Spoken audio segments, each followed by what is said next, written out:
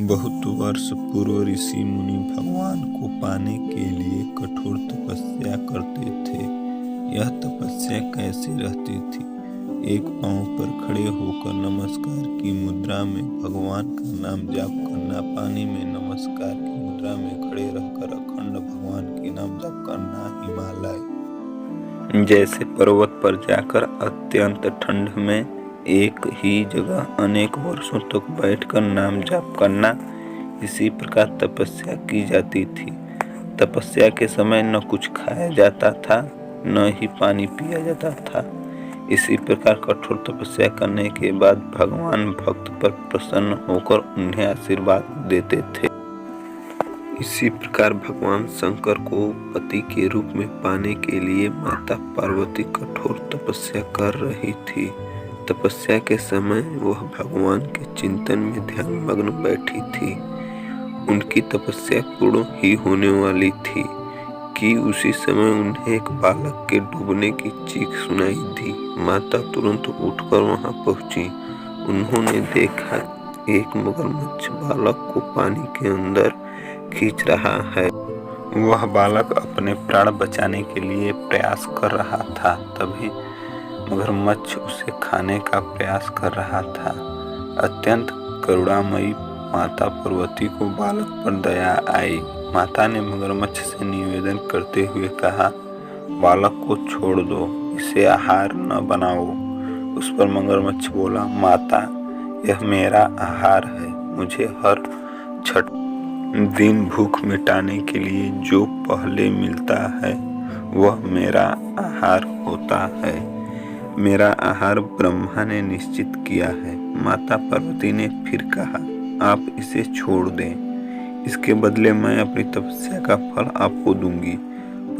पार्वती माता ने बालक के प्राणों की रक्षा करने के लिए अपने कठोर तपस्या का फल दांव पर लगाया। मगरमच्छ ने भी उसे स्वीकार किया। पार्वती माता ने उसी समय संकल्प किया और अपनी पूरी तपस्या का पुण्य फल उस मगरमच्छ को दे दिया। मगरमच्छ को माता के तपस्या का फल प्राप्त होने के कारण वह सूर्य के जैसा चमक उठा। उसकी बुद्धि भी शुद्ध हो गई।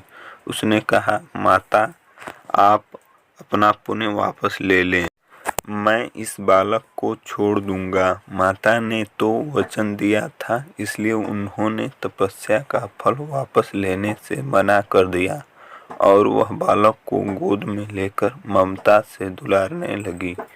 बाद में माता ने उस बालक को उसके घर सुरक्षित लौटा दिया और वे अपने स्थान पर वापस आ गई। भगवान शिव जी को प्राप्त करने हेतु उन्होंने पुनः तप करना आरंभ किया। उसी समय भगवान शिव जी माता पार्वती के सामने प्रकट हो गए। भगवान शिव जी उन्हें बोले, पार्वती, अब तुम्हें तप करने की आवश्यकता नहीं है। हर प्राणी मेरा ही वास है। तुमने उस मगरमच्छ को अपना तप का जो फल दिया वह मुझे ही प्राप्त हुआ। तुमने करुणा और ममता से द्रवित होकर बालक की रक्षा की, इसलिए मैं तुम पर प्रसन्न हूँ और तुम्हें अपनी पत्नी के रूप में स्वीकार करता हूँ। कथा का सारांश यही है, जो कि अन्य के हित की कामना करता है उस पर भगवान की असीम कृपा होती है। जो जीव असहायों की सहायता करता है, जो दयालु और करुणाकारी होता है, भगवान उसे स्वीकार करते हैं। इससे हमें यह सीख मिलती है कि हम स्वार्थ का त्याग कर निस्वार्थ रूप से भक्ति करेंगे तो भगवान की प्राप्ति होती है। इस प्रसंग से शिक्षा लेकर हम सभी भगवान की निस्वार्थ भक्ति करेंगे। अगर दोस्तों हमारे द्वारा सुनाई गई यह कहानी पसंद आई हो तो हमारे चैनल को लाइक, सब्सक्राइब एवं बेल आइकन का घंटी जरूर दबाएं।